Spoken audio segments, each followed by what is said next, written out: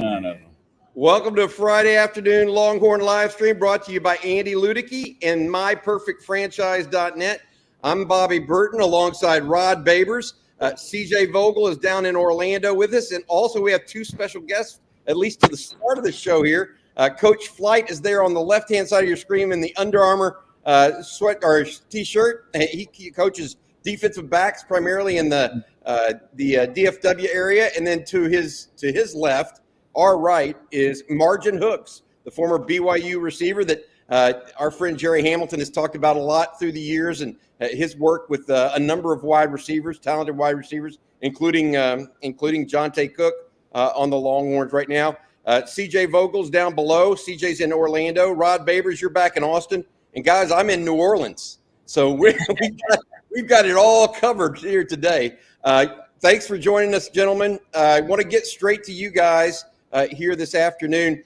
Coach Flight, I think you've got three guys in this game that you tutored at some level this year: Kobe Black, Xavier Worthy, and Jordan Johnson-Rebel. Tell us a little bit about what you guys do, what you do in particular, and about those kids that signed with the Longhorns. So we do a lot of skill set specific stuff where we work on more so the details of, between the lines of the game and stuff like that.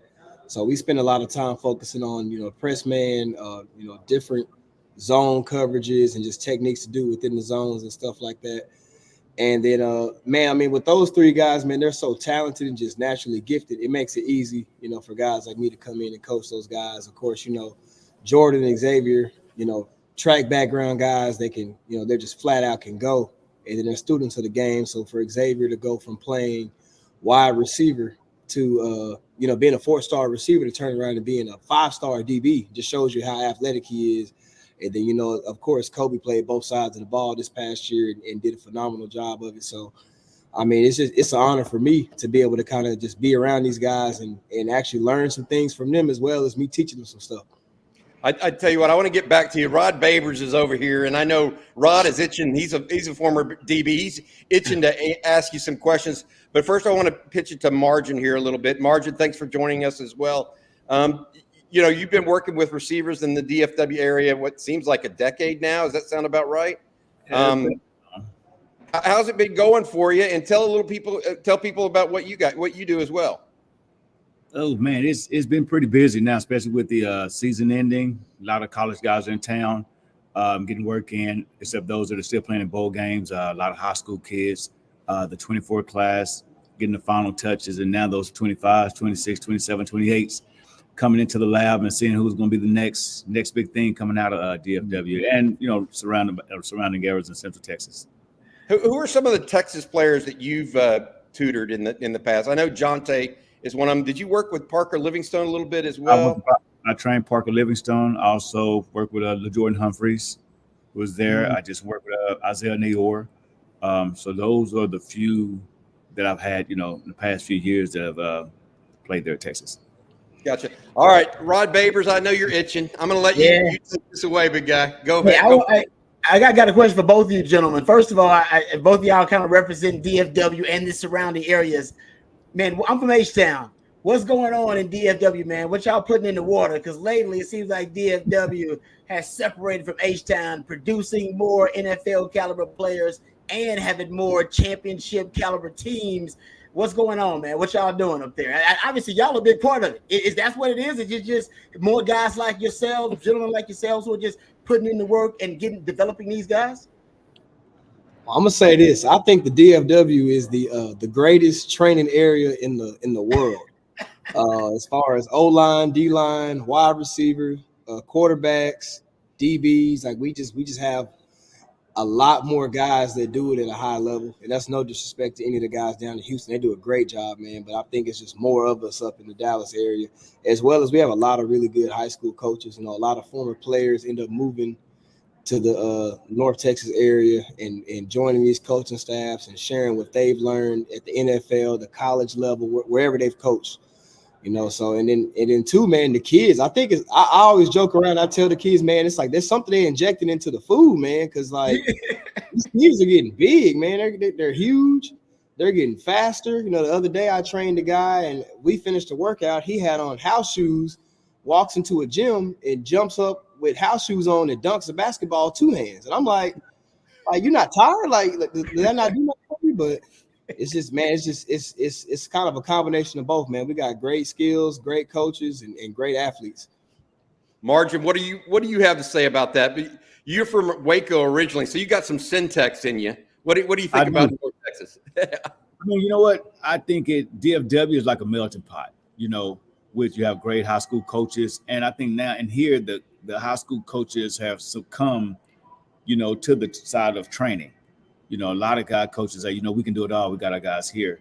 But guys like myself in flight, we specialize in it, you know, in skill set development, not just putting a team together, but the actual skill set side, which now in the ranks of in college, coaches want guys that are ready-made.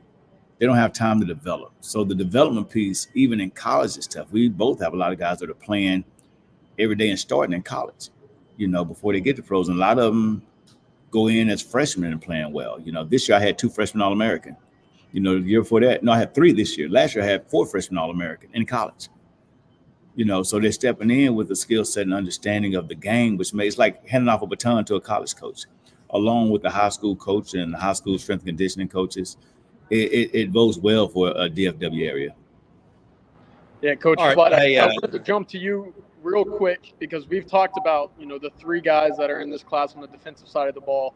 The latest one being Xavier Worthy, and kind of the name, the rating, the rankings around it, the excitement that comes with a recruitment like his. Obviously, the speed is a big factor in that. But we talked about it a couple minutes ago. Jordan Johnson-Rubel is a guy who, speed-wise, might be a little underrated in that sense.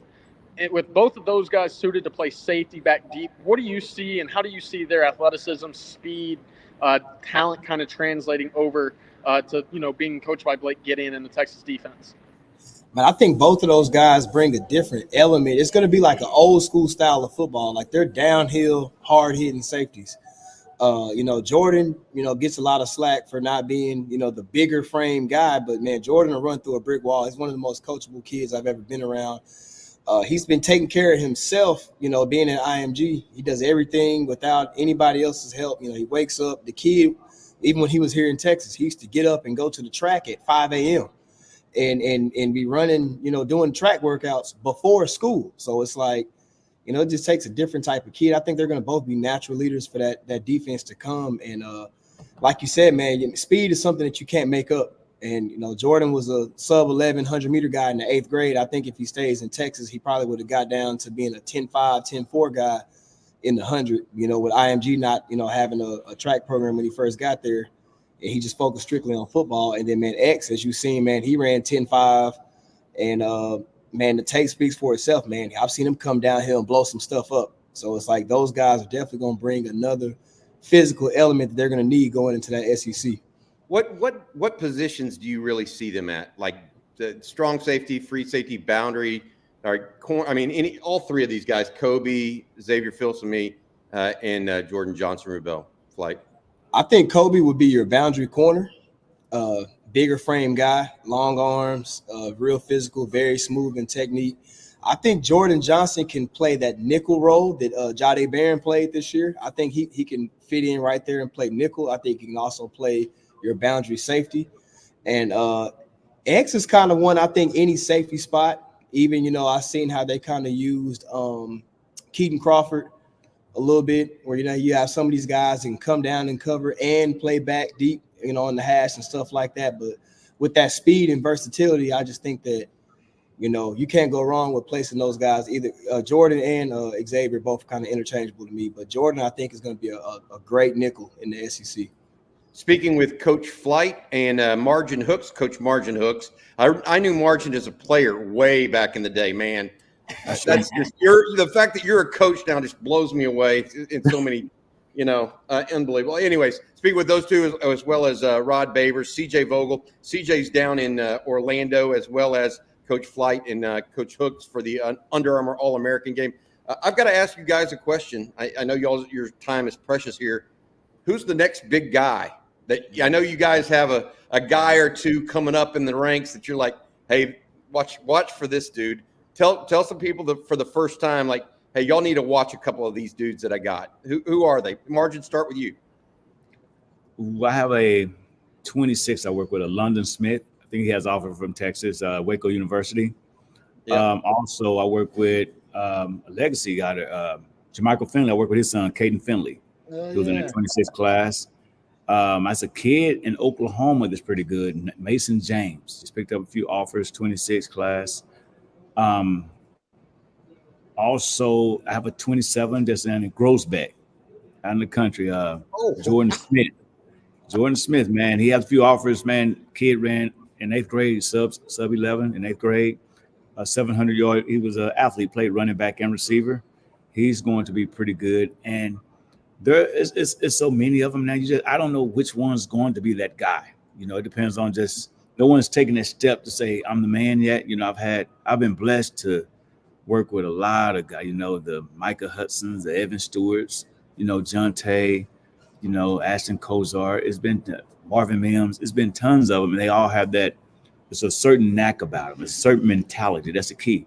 The mindset. No matter what happens, you keep you stay stable mentally, and so I believe some of these kids are going to have that, coming up. But those are a few right now that I have. Groesbeck, I can't believe you just said that. That is a dot, man. You have to be from there to know what that is. Exactly right. Hey, what about you, Coach Flight? You have anybody up and coming that you want to say some words about? Yes, sir. I have a few safeties. Tyron Polley from Duncanville had a lot of key plays in the playoffs this year, a couple big hits coming downhill. And then I have a kid, Elijah Pratt, at Mansfield Timberview, that's a 25 as well, safety, is going to blow up this spring. And then the biggest sleeper in the state is this kid, Aiden Webb from Lake Highlands. This kid's highlight tape is like 3 minutes straight of just locking up. He's playing safety, nickel, corner. He's a 6'3", long arm DB, man. I've yet to see him get beat.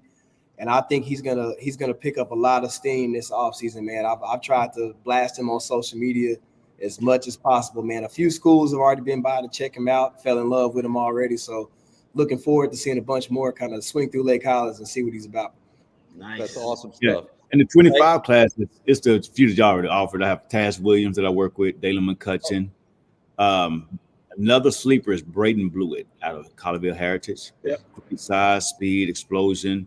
Also, I have another Cameron Powell out of McKinney North High School, who's doing well. But offers has some good size, about 6'1", 6'3", can run. So it's I'm just waiting on who's going to take that next step to say I'm the man, who's going to be the alpha of the group. Sometimes, last year I was blessed to have six receivers here. 5 receivers here in the Under Armour game last year. This year it was a step down to have one with Micah Hudson. But, it's just a blessing to be around those guys, just to be able to work with them, the mindset. They keep me on my toes. It make me, I'm live vicariously through them until they take a big hit. Then I go set it down. Say, All right. Hey, Rod, CJ, you guys have any follow-ups? Yeah, Coach Hooks, just real quick, you mentioned Parker Livingstone and having worked with him a little bit. Mm-hmm. For a guy his size, is it one of those unique things that you see a guy be able to change direction that well? Would you consider that one of the underrated strengths of his game? It is, and it was cut short this year because of injury, like the second game of the season. So just getting him back to natural form, Saw junior year, he had a great season, man, moving around, moved for his size. He ran 21, sub 22 in the 200, 6'3", 6'4", catch the ball, man, has some great size to him. Hell of a baseball player too, Wow. I think he has an opportunity, to get there early, make sure he rehabs, get healed up, learn the system, learn the ways of being in college, because it's totally different. It's the biggest jump is from high school to college, not college to pro. Just being adapting to the situations and being able to adapt that certain situations may happen, with Jonte Cook, for instance. He went in thinking, I'm ready to be the man. And you have to kind of take a back burner to kind of sit down and wait your turn, but learn along the way. So, we've had numerous conversations about that. So I think like Parker, Livingston, and even the DBs, they have to learn it also. But you just never know when your name's going to be called. You know, you might go there and just outplay everyone. You just don't know, but you prep for that. But you also have to learn how to prep without being on the field game day too. Hey, Coach, this is a real quick, easy one. I've heard from coaches that it's easy right now to be able to recruit players to play offense. All the best players want to play offense. Are you guys finding that to be true, that some of the best athletes, they want to play offense? You got to convince them like Nick Saban did to Trayvon Diggs to play defense. Are you guys having to deal with that, or is it something that's more of a myth? Coach Flight needs to answer that. It's true. I tell some of my guys that they'll be better. Go to Flight. I have a kid that could go be an outside linebacker. We had a clinic together, and my receivers they go over there and play DB against each other. Huh. They're gifted, and some of them, believe it or not, are not as finesse as people think they are. They'll come up and hit you. They're physical. I have one. I say, man, if you go play defense, outside backer, safety, you're first rounder. Huh. He ends up being a 4-star receiver. He goes to Clemson, but I'm looking at him like, ooh, go play defense. I say that, but again, it's kind of, you know, you just it's easier. I mean, I think it's more opportunities for defense. You don't find anybody that wants to go cover a guy and chase him around the field. Man. It's not fun. But if you have somebody who can backpedal, change directions, especially with some of the guys I train, I was like, yeah, he's different. I was like, he's gifted. I would say, man, he's gifted. He has some different hips or something. Hey, do us a favor, guys, and tell us where people in the Metroplex or in Central Texas, wherever you guys work at, how they can reach out to you guys if they have a son interested in using your services. So I'm on Instagram and Twitter under the same profile, Flight Skills with the Z at the end. We're in the Plano, Frisco, Louisville, Trophy Club. I mean, I travel around, man. We go to where the kids want to work at. Hooks goes to Arlington some, and he drives down to Waco every now and then and get with kids. I've done camps in Houston. So, you guys reach out to us and express that interest, man, and we'll find a way to make it happen. Nice. What about you, Margin? I'm in the Plano, Louisville area. I also travel to Arlington. Also go to Waco every other weekend. I'm in Waco. So I get a few kids that come in from Houston, like Nick Anderson, that's at Oklahoma. I mean, he was driving to Dallas to me and in Waco, especially during that COVID period, getting work in. But I'm on Twitter also and Instagram under Sky's the Limit, wide receiver. The Sky's the Limit, WR, SKYS. That's it. Guys, y'all, good luck down in Orlando. Have fun this week. The game is on Tuesday, I believe, right? So y'all Wednesday? Wednesday, yes, gotcha. Sir. And then you start practice tomorrow, but the guys are all checking in and stuff. Coach Margin, Hooks, and Flight, we appreciate you guys joining us here on Texas football. Thanks, Coach. Hey, by the way, who's going to win, Texas or Washington? Got to ask that before we leave. Man, hey, I do this with Derek Johnson. I say, okay, I think the burnt orange team might do it. There you go. I took care of my Cougars this year. I'll go ahead and give them some credit. We're in the same conference for 1 year. All right, guys, y'all take care. We appreciate it. Y'all. All right, y'all have a good one. Those are fun guys, Rod. I enjoyed that. We'll get CJ back on his computer now. He's down in Orlando. CJ talked to 5 of the 7 Longhorn signees that are in Orlando today. I've got some news and notes. The Longhorns took the practice field from in the Superdome about an hour ago. They started up. There's a report out there that Xavier Worthy is now having some issues with his ankle. He wasn't as of yesterday, but maybe he is today. That news could be really difficult for the Longhorns to stomach, given that they've been so good and had been looking good. I don't know if he re-aggravated it or if it's just more of the same for the wide receiver out of Fresno, California. It sounds like it's got to be a re-aggravation of some kind. I mean, he's had a lot of time off, and I mean, freaky athletes like I've seen this guy hobble off a field and have to be helped off by multiple people, and then come back and return a punt. So he's tough as nails. I know he's got a high pain tolerance. My guess, like I said, I don't know anything, and I've not talked to anybody. My guess would be if it's not close to 100% and it's still an issue, that maybe he re-aggravated it somehow. But I mean, X-Man, I'm not sure if X-Man has been, 100%. He's tough. He'll turn who may be the fastest player in college football. So he may go from running 22 miles per hour to about 20 miles per hour. It may hurt him a little bit. Well, hopefully just running because that's going to be a big one. All right, before we go to and take your questions today, we're going to talk a little bit more Longhorns versus the Huskies as well. Talk a little recruiting. Some new recruiting news broke earlier today as well. Ryan Williams, the wide receiver out of Mobile, Alabama, Saraland High School, same high school as KJ Lacey, will make an official visit to Texas the January 27th weekend. That's the final weekend available before a player can sign on the dotted line on the second signing period. Of course, Auburn and Alabama also very much involved in that as well. Before we go there further, I want to say thank you to our sponsor. Each and every Friday afternoon's live stream is brought to you by Andy Ludicky at myperfectfranchise.net. If you're looking to leave the corporate rat race, own your own business, and turn over a new leaf in 2024, maybe thinking about the franchise game, call Andy at 404-973-9901 or visit him at myperfectfranchise.net. That's myperfectfranchise.net, or email him, Andy at myperfectfranchise.net. We appreciate his sponsorship in 2023 of On Texas Football. Rod, we look at all this stuff going on right now. We talk a little recruiting, talk a little Longhorn football. We're about 72 hours from kick. Yeah. Is that about right for you? I can't wait, man. I'm so tired of talking about it. I just can't wait to watch it. I got a lot of nerves. I got butterflies and bubble guts about it, but it's all right. I can't wait. I'm excited, man.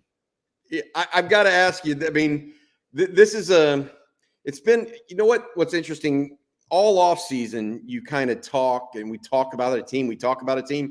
It's been a long time since we had a bowl game situation where we really wanted to talk about that game.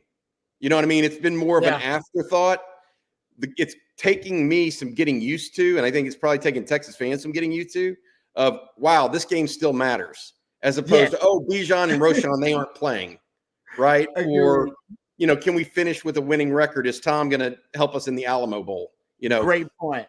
It feels like it's just different right now than what it has been historically, I think. No, you're right. Because, the last 15 years, obviously, leading back to the national title game in 2009, usually when we're talking about the bowl game, maybe 2018 was different too, because playing against Georgia in the Sugar Bowl, it's all these macro conversations. Where's the program? What's the state of the program? How are we doing? Are they going to be, is this a stepping stone? Are they going to build on this season to better things? And there was less discussion about the micro and the detail of the matchup itself. And I think I've almost worn myself out because I'm accustomed to, like you said, talking more about macro, not diving into the analysis of the X's and O's, the matchups, every little detail about the matchup, what could be the tendency breakers, the X factors. We haven't done that in a long time. And I think that's why I'm like, I'm ready for the game already, even though we're 3 days removed from it, because I think we've analyzed it to a T. I don't know if we missed any matchup or any possible factor or variable in this matchup. And that's the thing. That's why it's paralysis by analysis. The coaches, they're this to the nth degree. They've all looked at every pattern, every trend, every matchup, every play, every rep, and they're diving deeper and deeper into it. And I just wonder what coach is going to find that nugget, that golden nugget that leads them to a kind of game plan breakthrough where we go, okay, that was smart. That was a good game plan by Coach there. I don't know what adjustment. We just don't know exactly what it is. We're trying to list as many hypotheticals as possible. Will it be an adjustment, Rod? Do you think it'll ultimately be an adjustment, or is it going to be a player or players? Could be that. You know what I mean by that? Sometimes players take over games. Vince Young, it wasn't an adjustment Texas made in the national championship. It was a player that said, okay, come on. And players, I mean, they stopped them on defense as well, right? Yeah. No, you're right. And I wonder at what point, you're right about the scheme and all that, but at what point do we say, okay, you know what, Quinn Ewers or Michael Penix or Xavier Worthy or Adonai Mitchell or Roma Dunze, go out and do it. Let's stop talking about whatever and go show who's boss. Those are the things that you can't scheme. right? You can talk about it, but you can't really scheme. That's the X factor, right? That's where everybody's at. CJ, welcome back in. Thanks for having those guys on. I appreciate you lining that up. It's Well good done, to hear bro. from those guys. Yeah, no, seriously, it's good to hear from those guys because we've mentioned both of their names on here at length over the years because they are A1 and A2 in the DFW area when it comes to skill positions, either wide receiver or DB. They see the majority of the top flight talent in that room or in those rooms. CJ, you were down there meeting with a bunch of the guys at the Under Armour game today. I think you said you talked to 5 of 7 of the Texas commits or signees now. Any takeaways for you? Any thoughts after talking to those guys today?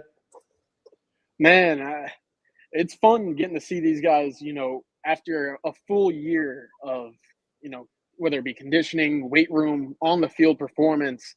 Because most of the time, the last time I see these guys is in August, right before the senior season, and seeing them as they, are just a couple of weeks away from entering the Texas strength and conditioning program for the winter semester, you see a big difference. Colin Simmons specifically walked by and you see it and you think, all right, he looks bigger. He looks more filled out. You look at it, and I know there's been kind of I don't want to say concerns, but maybe question marks about how tall is he?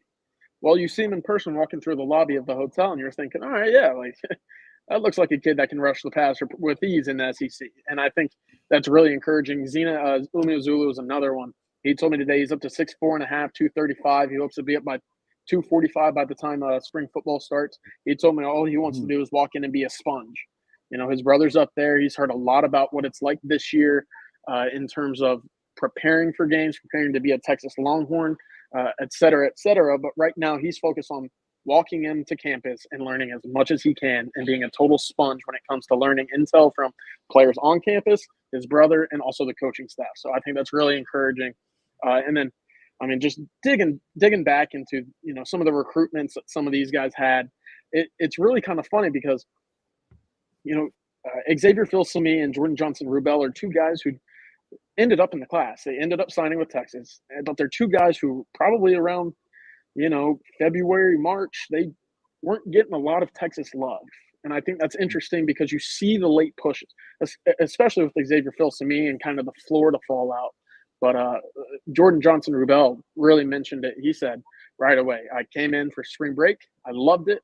Right after that, I knew that Blake Gideon was the coach that I wanted to play for because of how well and how intricately he coaches his safeties. And when talking to him, you can tell right away that Jordan Johnson-Rubel just has it. Mentally, he knows what he wants. He's a cerebral football player. And as we've talked about time and time again, he's a leader at IMG, which is not an easy thing to do. And he understands that when he gets to Texas, there's going to be other leaders. And at times, you're not going to be the leader. You're not going to be the general. You're going to be a foot soldier in the back waiting to take orders. He's fully embraced that. He wants to be the guy that in 2 years, other guys walk into the program and say, that's who I want to play with. That's the guy I want to help mold me into the player that I am today. So I think that's really encouraging. And again, just a few tidbits that I was able to take away from when talking to these guys. But it really goes a long way and kind of the projection of how I see their careers at Texas. I took one thing away, and Rod, I was taking notes. Rod would be proud of me. My notebook isn't as filled up as Rod's, but I was taking notes when Flight and Margin were talking there, and when he talked about Jordan Johnson-Rubel, one of the things he said was extremely coachable. He did, yeah, and that's code for this guy gets it. That's what that's code. I mean, it, Rod, and if a guy tells you a guy is coachable, that means the coach can say something, he absorbs it and goes and tries to do it. But that's the kind of thing that can put you ahead of somebody that may be just as talented than you, or even a little more talented than you. If you can be in the right spot at the right times and then still have the talent. I didn't know that Jordan Johnson-Rubel ran a sub-11 flat 100-meter in 8th grade. I didn't know that either. Yeah. Did you ever run a sub-11 flat in 8th grade? No, I didn't do that time. I didn't do that till I was, in high school, I believe. That's when we started hitting them sub-11s. That's pretty wild, man. That's crazy. That's freakish. And anything else stick out to you, Rod, from that conversation? Like one or two things that you heard that kind of rang a bell or something that made you feel a little something? Yeah, I mean, it one of the things that I really liked about what Coach Flight talked about with Jordan Johnson Rubel, he did bring up that, he stopped running track. You just talked about it. I talked about the coach are starting to recruit things that they can't teach. Coverage specialists, things of that nature. And I meant to ask him a question too about coverage specifically. We kind of ran out of time, but he hinted that all of these guys can cover, and he also hinted at the versatility of a lot of these guys that he's bringing in, that they can move around, the flexibility, they can play different positions.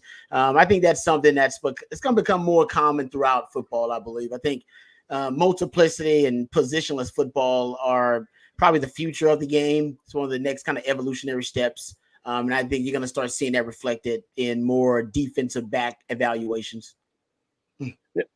I wanted to chime in real quick. Rod, I think you'll like this point on JJR. It's one of the last parts of our conversation today. I asked him, one of those generic questions of, who do you kind of see yourself resemble on the football field, whether it be an NFL guy, in college, anybody that you've watched growing up, who do you want to emulate when you're on the field? He named off about 7 or 8 guys, and that included Bob Sanders, Kyle Hamilton right now. There's a kid up at Michigan that he mentioned enjoying watching the film that he's put on the field this year at Michigan alone. He named off about 7 or 8 guys, and at the end of it, he goes, I don't want to be one guy, but like all of these guys I can watch and take specific parts of their game from and put it into what I do on the field. And that alone, I mean, an answer like that shows the maturity and the mindset. He's a special ball player, and the mind is absolutely there and what you want for a guy that's walking into a good culture, having previously coming off of, on the field success. Sounds like a student of the game when he's watching, even just watching regular college or NFL games. I always try to pick up on that with young players too. When they watch games, or they just watching some of the young guys don't even like watching football. You got to find that out too. They may be great at playing it and like playing, but they don't necessarily like watching it. When he's watching games, he's watching specific things, and he's trying to pick up on stuff that's additive to his game. That's a student of the game right there. He's not even waste a mental rep watching football to enjoy it. He's thinking, oh, no, I like the way that guy plays this specific run, the run here, or I like this technique. I love football players like that, man. And he talked about being a sponge. That's being a sponge constantly, always learning. Hey, CJ, another guy, I think y'all are making such good points. Another guy that you said looked terrific, and I told you this during the season, that it felt like Texas had said one of their best-looking players that came in overall throughout the whole recruiting cycle back in June and July was Zina Umeozulu.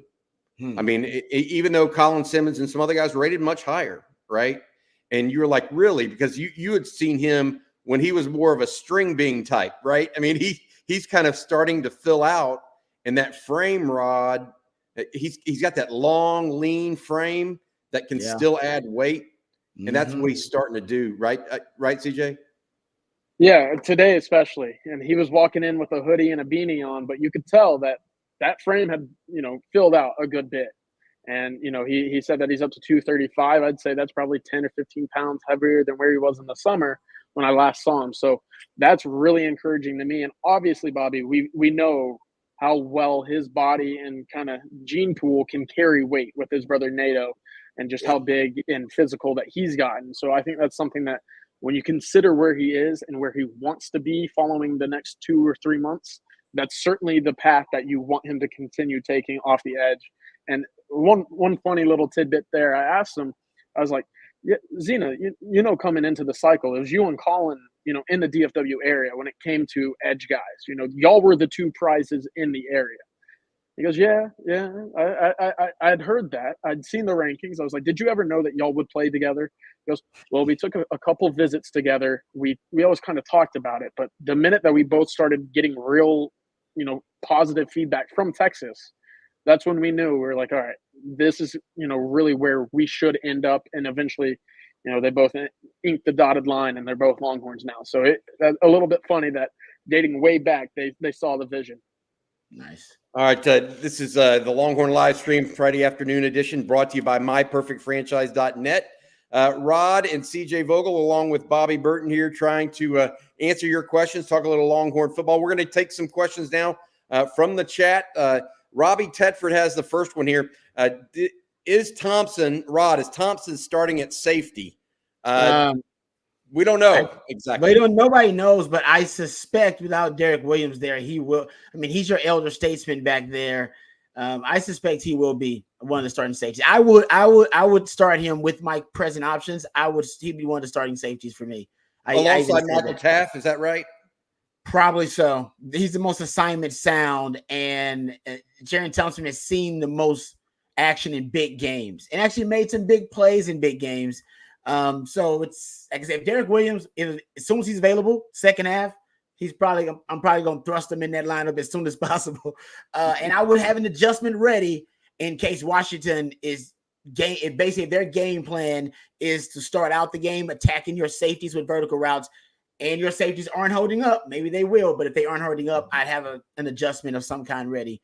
Maybe move it Jahdae Barron back there. Maybe, you can back those guys up a little bit, start playing a little bit more zone so that, maybe zone overall put a bit of a umbrella over the defense if they're beating Jackson. I don't think that's going to happen. I don't think they'll be just eating Texas alive with the deep vertical shots. I think they're actually going to end up working. Remember last season, guys, most of the damage that was done by Penix was done underneath. It was a 0 to 9 yard range. That's where he did most of his damage against Texas. It wasn't the deep shots down the field. I think Texas will guard against that, but they can't give up too much of the underneath stuff. I thought he showed a good deal of patience against Texas last year. Even though he didn't have great numbers, he was still relatively patient for a guy that clearly couldn't go do what he wanted to do right off the bat, right? Agreed. And so that's one of the things you get when you get an elder statesman at quarterback, that sort of thing. Mm-hmm. Rod, I commented on this morning. This one from Ekim. Ever seen a team like OU make as many mistakes as they did last night? A sight to behold. They were turning it over right and left. But I'm going to say this. I could tell you right now it wasn't a Big 12 officiating crew because there were 3 holding calls against the Oklahoma offense in the fourth quarter alone. Has there been a Big 12 game in history where the Oklahoma offensive lines had 3 holding calls in a game?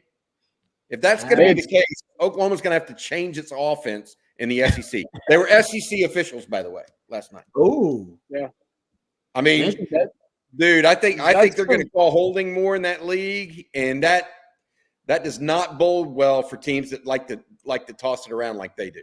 The non-pro style type throws that require more athletic people in space for blocking type stuff, Rod. I think that's going to be something to watch. But have you ever seen a team like we were talking about, Rod? I thought Oklahoma was winning the trenches, but losing the war. What did you think last night? No, you can't turn the ball over like that. I mean, that's just. Yeah, I don't give a damn what kind of football you playing. You turn the ball over 6 times, you deserve to lose that game. Yep. Hey, I would say this. What's the worst team for Texas that you ever seen Texas make that many mistakes? You recall a Texas team that made that many mistakes?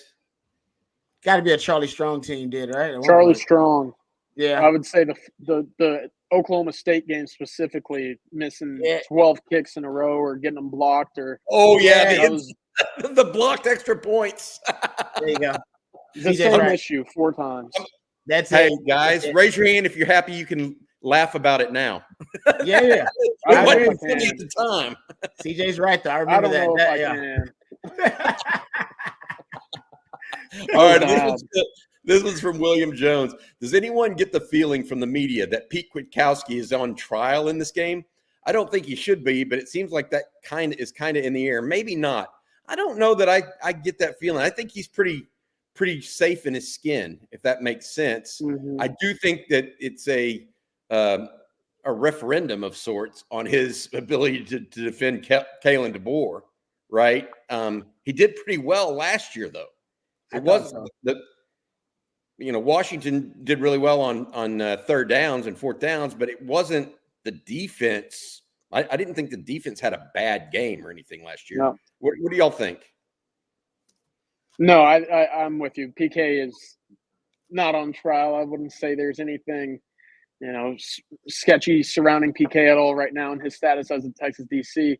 What I do like about PK is there's been consistent improvement year in and year out. And that's really the one thing that you hope to see with a staff that retains most of its guys in the secondary and along that defense. So as long as we're continuing to see that level of points decrease, there's no reason to be upset. And I think Texas right now will be sending guys into the league year in and year out on the defensive side of the ball. And right now, if you're pairing that with the Sarkisian offense, there's no reason to be upset. Yeah, I think the thing about PK that I like about his philosophy, he's going to take something away.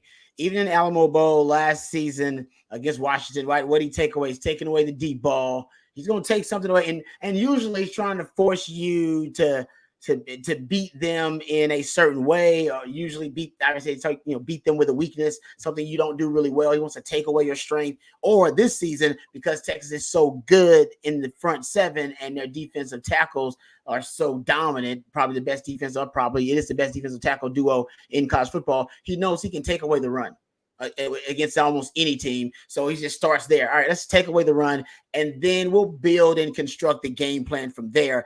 And I don't think this game will be any different. I think they will be able to take away the run.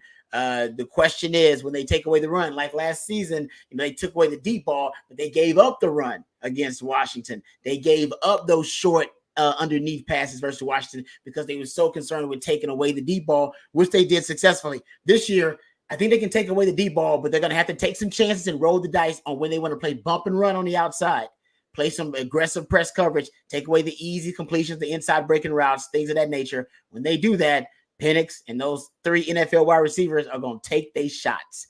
And that a lot of the game may come down to that simple adjustment and that chess match between PK and between Kalen DeBoer and the offensive coaches there with Washington. That's kind of going to be the key to me. There's not one element of this defense that's going to be able to dominate without the complementary element helping it out. Right? To get to Penix, you didn't get to him last year at all. He's got to hold on to the ball a little bit longer. He's so comfortable in the offense. He gets rid of the football quickly. All right.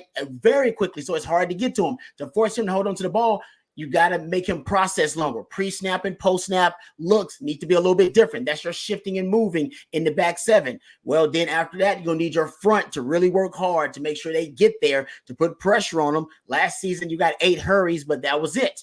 In terms of the pressure that you put on Penix, you didn't knock him down. You didn't hit him. You got no sacks. And then after that, after you put pressure on this guy, say you do force him out of the pocket, force him to escape, force him to throw the football on the run, then the DBs have got to hold up in coverage because these receivers love 50-50 balls, and they win a lot of 50-50 balls, especially Romeo Dunze. He's the best at 50-50 balls in the country, literally turns 50-50 balls into 70-30 balls. He's 70% catch rate on contested catches. He's a freak. He'd probably be a first-round wide receiver, and Daniel Jeremiah says he's his favorite receiver in the draft. Not Marvin Harrison Jr., not Malik Neighbors. This guy loves this dude. So it's going to take all of those different levels of the defense, and PK's got to dial it up right situationally. I thought he did a good job last year, but they still killed Texas on money downs and in the running game. This year, it's just a lot to take away, and as a defensive coordinator, you can't take away everything on every down. You got to pick and choose. What I'm going to take away on this down, what I'm taking away on that down based on the circumstance, and that's the chess match, and I can't wait to see him. Can't wait to see him go at it. Rod, I want to stick with you on this one. From Lane C, right? In big games, Bill Belichick, always took advantage of matchups. What matchups can Sark take advantage of in this game? Any particular DBs, LBs, or looks? Yeah, actually. Rod is consulting the notes. I did. I was getting into this too, actually.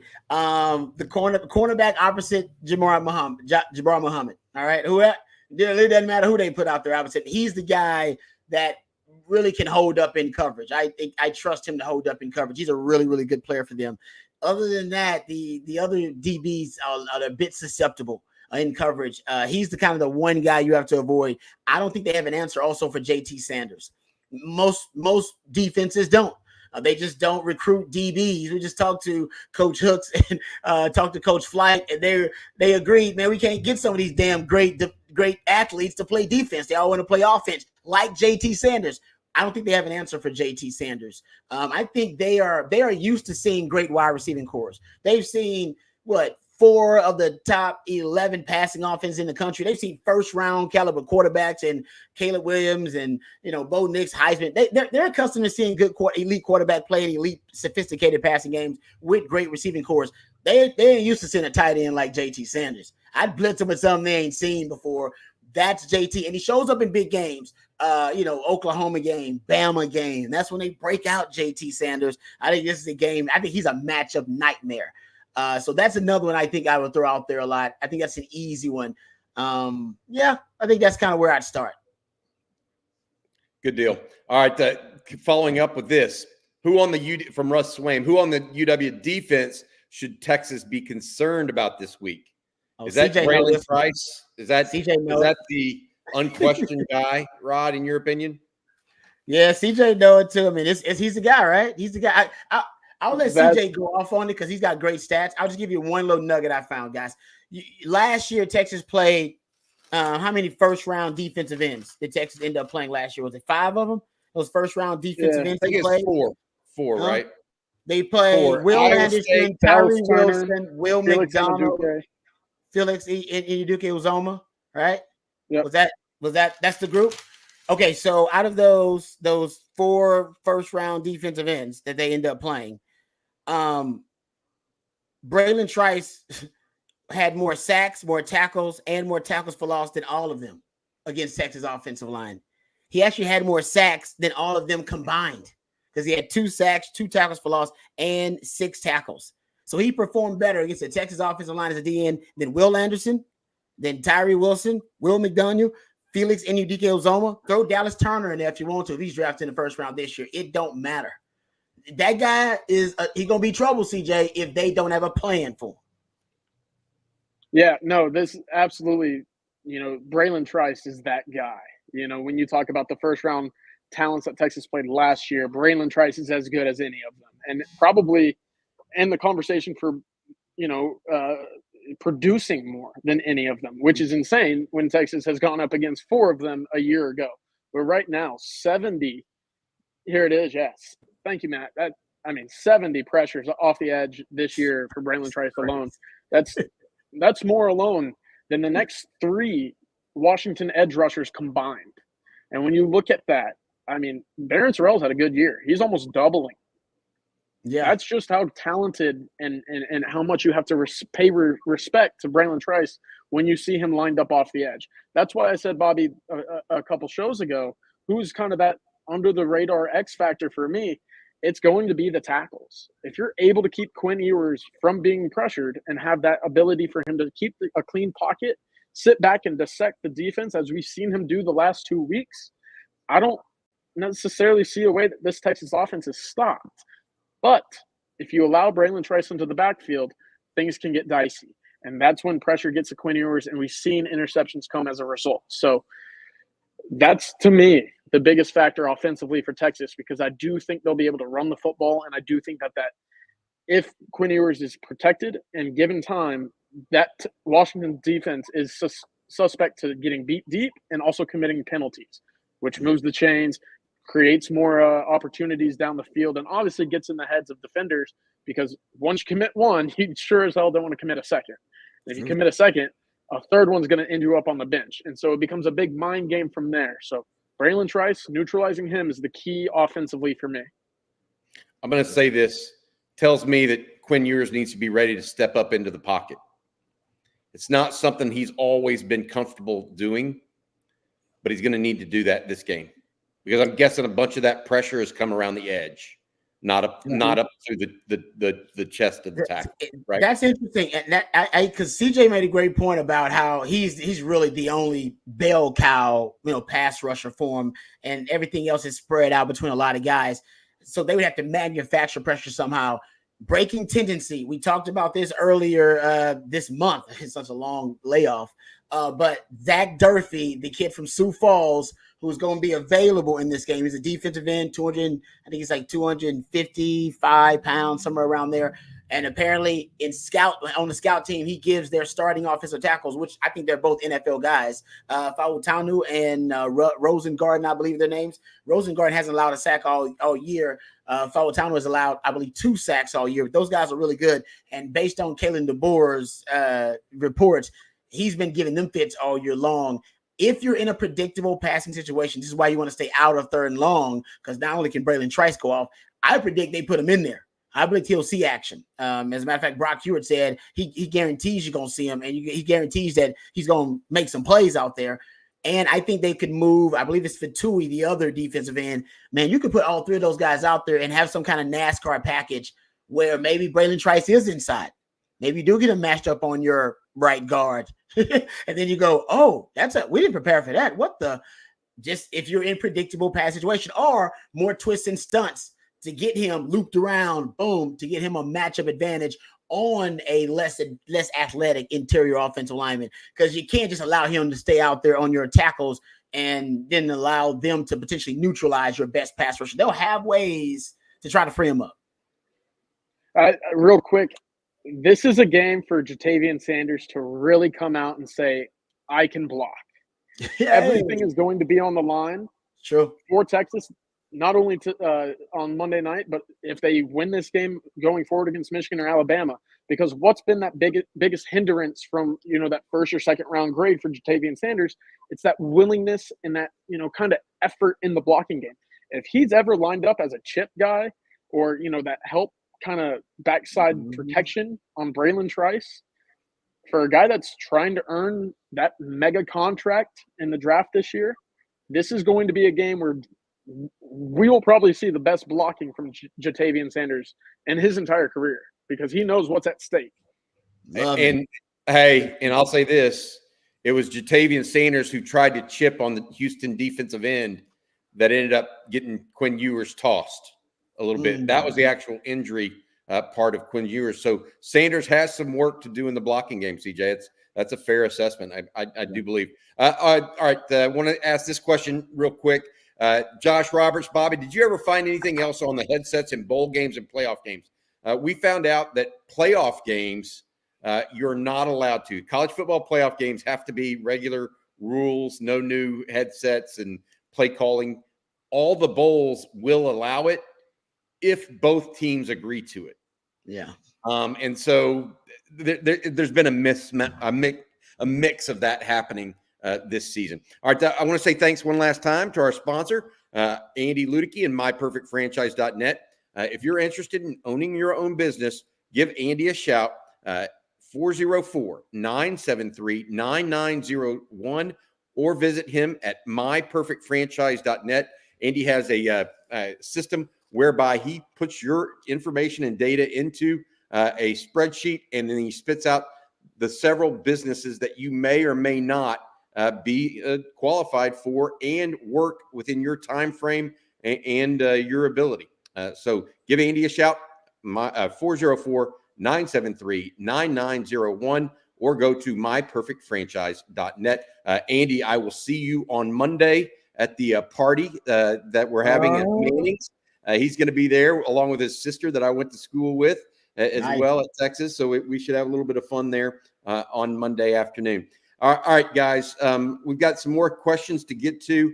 I wanted to pitch this to you guys, though, as we're talking about this and talking about, I asked a question of the community, the On Texas Football community on the YouTube page here, about who we thought might be a surprise player for Texas on Saturday, or excuse me, on Monday. Who would y'all have picked? Just without putting the poll question up quite yet, who would y'all have picked, CJ and Rod? A surprise player. I don't know if it's a surprise, but I think a more increased volume rushing the passer wise would be something I would like to see from Anthony Hill. We've seen it in big games this year. where his snap count off the edge is increased against an Alabama or an Oklahoma. Texas kind of saves those packages against teams where I think they feel that the game is in check, or they don't necessarily have to put that on film. So that's something I think Texas can certainly increase their odds and opportunities to get home against Michael Penix by adding that extra speed off the edge with Anthony Hill while maintaining, suitable size for, a surprise run and, what is normally an obvious passing down. So I like that for my choice there. That's good. That's a good question. Kind of go under the radar. You know what? I got to go with somebody. I got to go with a DB. This game, DBs have got to make some plays. I counted splash plays, which are basically havoc plays by the defense, forced fumbles, fumble recoveries, interceptions, PBUs, sacks, tackles for loss. You get it? Texas only had 4 of them on defense last season against Washington. They just didn't have a lot of splash plays because I think the more pressure you put on the opposing quarterback, it translates into turnovers. It translates into sacks, into more splash plays, and which means they got to get more pressure on Penix. But I'll go with a DB. I'll say one of the DBs makes a lot of plays. I'm going to go, I guess I can roll like a Wheel of Fortune here and just kind of spin it to see which one DBs. Because last year, Terrence Brooks had a great game. Remember, that was like he had 2 PBUs in the game. I mean, he was fantastic. I'm gonna go with Malik Muhammad. I'm just gonna say Malik Muhammad. He's a ball hawk. All right. They're gonna go after these. They're going after the safeties. We know that. But they'll go after these young bucks too. I mean, if I got a freshman corner out there, and I got a first-round talent at quarterback and potential first-round talent at wide receiver, he ever gets matched up on Romeo Dunze, and trust me, if I'm killing DeBoer, I'm trying to get that matchup. Man, if you leave him one-on-one, which Texas is going to have to every now and then, they're going to have to. It's just the nature of the beast. They're going to take their shots. Young Buck's got to show up. He's a ball hawk. See if he can make some plays on the ball. Penix will throw you some. He's only got 9 receptions. CJ, what's that stat you always give about them 9 picks and Odunze? Hey, 6 of them go to when targeting Odunze. I'm telling you. If you one-on-one with Odunze, you should already know I'm getting it. He coming. If you already know, if you got no safety help or late safety help, you should know he looking your way. As soon as he processes it takes him maybe a half a second. He coming to you. So be ready. Go make a damn play on the football. I'm going with Malik Muhammad, my ball hawk. I like it. Okay. I put it up here. I did not give a possible answer for either of the ones you guys mentioned. I've got to admit. My under the radar guys were Jaden Blue, CJ Baxter, Gunnar Helm, Terrence Brooks, and Michael Taffy. So I had to put that. Jaden Blue comes out the winner. He's not going to be the starter at running back, but maybe his speed, maybe his ability to catch the ball out of the backfield, something that I think, we had over 3,000 people vote on this. It's not like it was a small sample size, right? And so, I think some people see that a little bit too. So good stuff there, guys. All right, let's get back to some questions. Go ahead. Can I throw one thing about the irony of that poll? Because it said Jaden Blue is clearing away the winner, then CJ Baxter. Last season, Sark did not run any pony package, 2 tailback sets. He didn't run it. I guess he figured no Bijan, no Rojo. I'm not going to run it. And you had the Jonathan Brooks. Maybe he was a little limped up, even though he played. So maybe that's why he didn't do it. Jaden Blue didn't play at all. Even though Sark said before the game that all 3 running backs would play, he didn't, and he didn't play that pony package. Fast forward, y'all have heard me talking about it all season long. You're probably annoyed by it. No personnel grouping is more effective, more explosive, and more efficient than 21 personnel with the pony package, 2 tailbacks. Even post Bijan and Rojo, it is still far and away your best personnel package. Yards per play, yards per attempt, explosive play rate, everything. If I don't see it in this game, I'm probably gonna say something about it. If they win, then I'll say less. If they lose, then I'll go off about it. But that's the irony of it. You should see Jaden Blue should have plenty of opportunities because we should see that pony package in this game. I hope so. Yeah. We need to. All right, going to get some more questions here. We're coming up at the end of the hour here, so we got time for a few more. This one from Terrence Grant. Do you know if X-Man will be able to play? He's going to be able to play.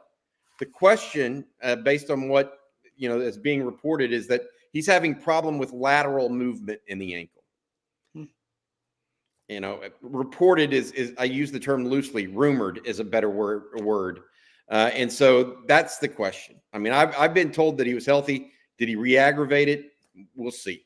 And we'll see. And we can conjecture all we want, but I'm not going to leak that information if anybody else isn't talking about it right now, because I don't know. Go ahead, CJ.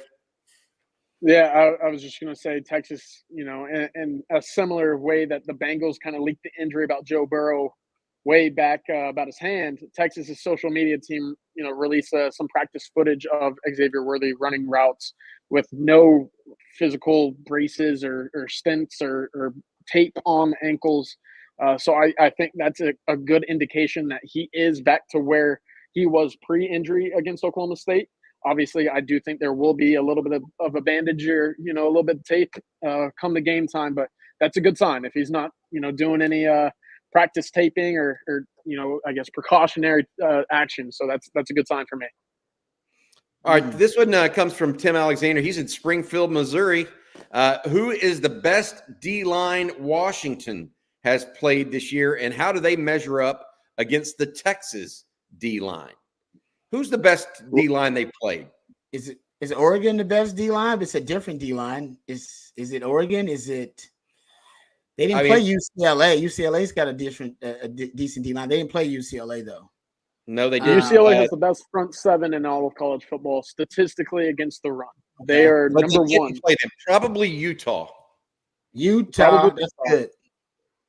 Yeah, they haven't seen anything like Texas defensive front. There is nothing in college football like T'Vondre Sweat and Byron Murphy and what they bring to the equation. So that's why everybody is obsessed with that matchup right now, right? Even Michael Penix talked about it. I get, I'll read the quote. I love the quote because it's a little, you can call it trash talk. Maybe it is. When Michael Penix was asked about the Texas defensive front, he said they play good ball, man, but I wouldn't say we're not playing like the 49ers D-line or the Eagles D-line, so we'll be good. So, hey, man, he's confident in his guys. They are the best O-line in the country. They won the award. And Texas has arguably the best D-tackle. Well, the best D-tackle duo in all of college football. So, yeah, I mean, something's got to give. So we'll see what that is. Something's got to give. I still don't understand that Arizona State game. We just saw the graphic, only 13 yards rushing from the highest rushing outputter in that game for the Washington Huskies.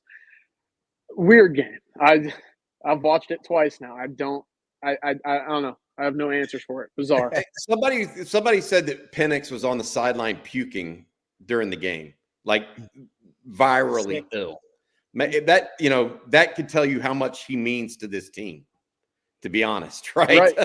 He is the guy. Hey, Rod, here's a question for you, man. With the linebacker coaching position available and an analyst position available, should Sark contact Rod Babers to offer him a position? I say yes. What do you think, Rod? You and Derek Johnson need to go back, give it your all for old UT. Oh, I tell you, if it's between me and Derek Johnson, then it's already a done deal. I got no shot to beat out Derek Johnson. And you know what? And I'll throw my support behind Derek Johnson. All right. He knows way more about linebacking than Rod B. But as I told CDC once, hey, man, I will be of service. You know what I mean? I'm here to serve. If UT needs me, I'm here, brother. I'm here. And I'm probably cheaper than most of them coaches you're paying. I'll come in a discount. All right. You probably paying them big dime. Discount, baby. I should hope you're cheaper than some of those 7-figure assistant coaches, my man. There you go. Holy cow. All right. Hey, think about that. Paid 7 figures to be an assistant coach. Who would have ever thought it back in the day? All right. A couple of questions here that we had. David Parcell mentioned something that I talked about today or yesterday. When Texas beat OU 45-35 in 2008, Texas turned the corner into a dominant team. They were a good team, right? Colt had done a good job his freshman year. Sophomore year, not a great year, but not a horrible year. Pretty good for a sophomore. His junior year is when he turned it on, right? Yeah. And when they went to the Cotton Bowl and beat OU, you knew they were a dominant team. They were going to beat people badly. Texas this year hadn't really done that except for Baylor, right? Except for Rice. And even then it was a little lethargic at times against Rice. But when it got to Iowa State, and since then, it just seems like they've turned a corner. They've gone from being a team to the team that they want to be. You know what I mean? It's like, you know, it always. I was talking to a player's parent today over at the team hotel. I stopped by there and had a meeting over there with some folks, and I was talking to a player's parent, and they were like, "Yeah, it seemed like whether it was the second quarter and we just kind of went downhill a little bit, or the third quarter," and they came back to the word. The parents actually used the word focus. It felt like they were focused all the way through. And I agree with that assessment. What do y'all think?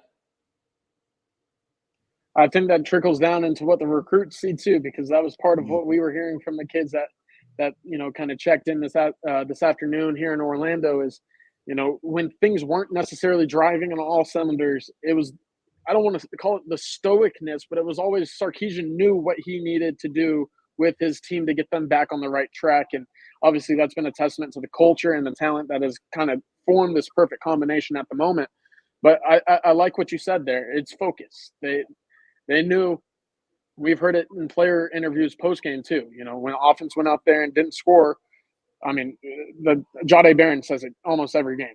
Yeah, we knew we were going to get the job done. It was just trusting in our abilities, trusting in the scheme and what the coaches have prepared for us, and then just going out and executing. I feel like I've heard that almost every week.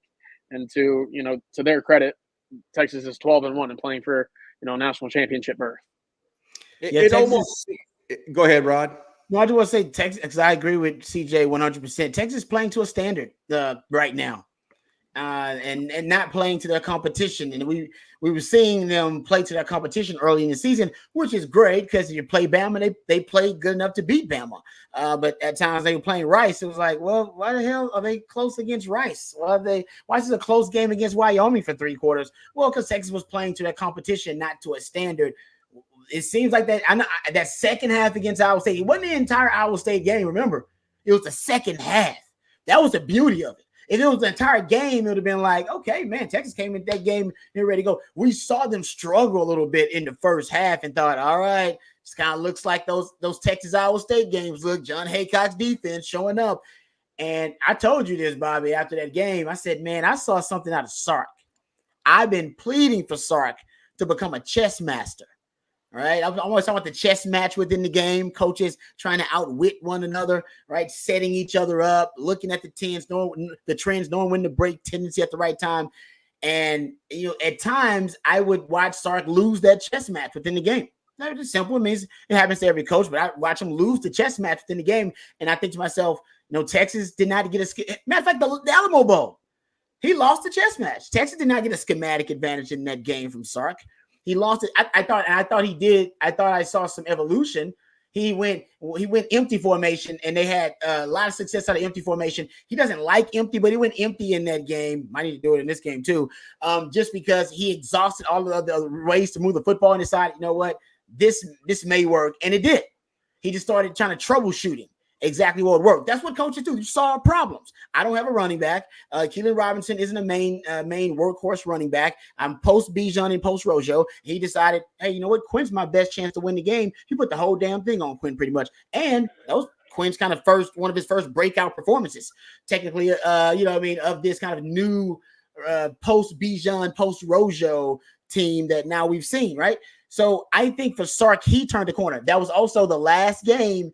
It was almost the crowning achievement for him in figuring out the antidote to the 3 high 3 down, which, as I've been trying to tell you, had to figure that out. Hell, Oklahoma State didn't mean a damn thing because he had already figured out the 3 high 3 down. He figured it out on the road against Iowa State. All of his experiments had worked, and he doesn't have the cure to it, but at least he's got his way to solve it. And I think that was part of Sark's evolution as a coach. And I think it was not only the players and the team that went through it, and we saw that, right? Even no Jonathan Brooks, and even able to get a 100-yard rusher on the road versus Iowa State. Man, that's a huge deal. That don't happen all the time, especially when you lose your starting running back. So we saw the team evolve, but I think we saw Sark evolve too. I recognize he is on his way to becoming a chess master. He's got to show me in this game. And I think I'll give him the title as a chess master when he outwits Kalen DeBoer. Hey, Rod, a couple of things I want to circle back that you just said. about that 3 high safety look that he kind of mastered to a degree. I want to say what was important about that, in my opinion, is he stayed within the structure of his offense, yet still did that. Some people, when they have to change or make categorical changes to defeat a certain type of defense, they have to go outside the structure of their offense. I don't feel like Sark had to do that. No, right? you're right. I felt like he just tweaked things a little bit to play into it, so it wasn't just this overhaul, right? It was a consistent bring them out. And the other thing I really liked what you said, they haven't played to their competition of late. They've played to a standard. I mean, Houston, they played to the level of their competition. Exactly. Okay? A year ago at Texas Tech, played to the level of the competition. That's the difference in turning of the screw a little bit, right? That's the difference between being a team or a good team, which Texas was a good team. They're 8-5. Yeah. They were, I mean, there was a time where they're 6-1 this year. They were a good team. I know they were ranked in the top 5 and they beat Alabama on the road. That made them look like a better team than maybe they were. But ever since I take the Iowa State game, and I also remember that catch against TCU by A.D. Mitchell. Yeah. I mean, I think that gave them, you know what, we can do this. That gave them belief. Team of destiny stuff. They were thoroughly beaten by TCU last year. Yeah. That was the one team that really beat Texas last year, I thought. And this year that changed. All right, time for a couple more guys, then we'll get going. Rod, CJ, what do you think here? Russ asks, how many turnovers do you predict UT will force? You always want at least 2. At least. Needs to be 1 or 2, right, guys? 3 wins you the game. Yeah, 3 wins you the game. You want 2 because I don't see Texas turning the ball over more than that. Texas has been tremendous. Quinn Ewers specifically has been phenomenal in terms of protecting the football this year. I mean, the extra possessions in a game like this against offenses like this is what wins you ball games. So as long as you protect the football, and if you can steal 2 possessions away and keep Washington from putting points on the board, 2, I feel confident about 2. 3 wins you the game. Rob, what do you think? Don't forget about 4th down stops. We don't throw turnovers in there with 4th down stops. They're technically turnovers on downs. And that was big last year for Washington too. 4th down. Sark's he's gonna be aggressive at one point in this game and decide to go for it on some 4th downs. So that's something to watch. I think you talk about the turnovers. Matter of fact, that's what won Washington the damn Oregon game the first time around. The 4th down stops, especially the ones on the goal line. So I think that's important to keep in mind with the turnovers too, man. You get those are huge momentum shifts when you're literally taking points off the board of another team, and then you go down and score with that possession. All right, that's what cost Texas the Oklahoma game. Yes, boom, agreed. Man, that one makes me feel sick to my stomach a little bit. All right, I just want to go to the next question after I heard that one. Can you see a scenario, Rod, where Texas possibly shows a late 3 high safety look on certain early downs where they might throw deep? Or is it too late in the year to even add something like that? Just curious. Yeah, that's interesting. I mean, I've had several people bring this up. Could Texas do it? And I've actually theorized that in the future, why Texas is recruiting all these versatile defensive backs, the ones that can play safety but project to nickel, is because they're tired of teams isolating their safeties and kind of being able to formationally work away from their nickels, because PK doesn't travel his nickels a lot. If you'll notice, go back and watch the Oklahoma State game. They went formation in the boundary a lot, which is more of your receiver strength in the boundary. And they would just isolate the safeties in the boundary, and then they could work that number 2 receiver there. And Jadae Barron wouldn't travel. He would oftentimes end up as a deep safety on the wide side of the field, and you could work against them. 3-by-1 sets is a way to work against the nickel, isolate the safeties. And teams did that a lot against Texas, formation into the boundary wise. If you get a safety that projects a nickel, essentially the safety, both safeties and the nickel become interchangeable, those 3 positions. And so if they go formation to boundary, you just rotate that guy down and you change responsibilities. He becomes either your nickel in the boundary or that nickel becomes that safety like Jadae Barron does. So I think Texas in the future, even though they may not admit it, but they may be going toward a more malleable 3 safety, hybrid look anyway in the future. But whether they do it for this game, tendency breaker wise, just show Penix something different. I'm talking about presentation. You show him a different look that he's prepared for, or one different pre-snap than post-snap. That's how you force turnovers. The one interception he had last season, that's exactly what Texas was doing. Man, I would throw it out there, not as my base or anything, but you can do it as a change of pace. It's a simple change of pace. It's just treating Jadae Barron as a safety, which technically, you probably could be working him there anyway, just as a contingency plan.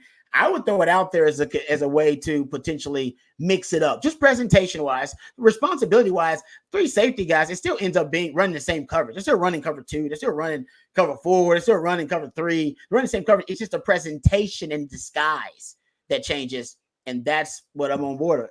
I like that. All right, guys. That's going to do it for the Friday afternoon live stream brought to you by Andy Ludicky and myperfectfranchise.net. Guys, we've got a lot of work coming. CJ, get back to work and give us some more recruiting news. Find out I know they have that Under Armour 50 camp going on there. The young kids coming in as well. You've got practice tomorrow that you'll be at. Then you're coming here to New Orleans. Working hard, CJ. The Longhorns. And then CJ's headed to San Antonio. Good for the young guy to have to do all that, Rod. Right? He's got the right guy here. He's the one on the road so much. Now you're the real MVP, CJ. MVP, that's right.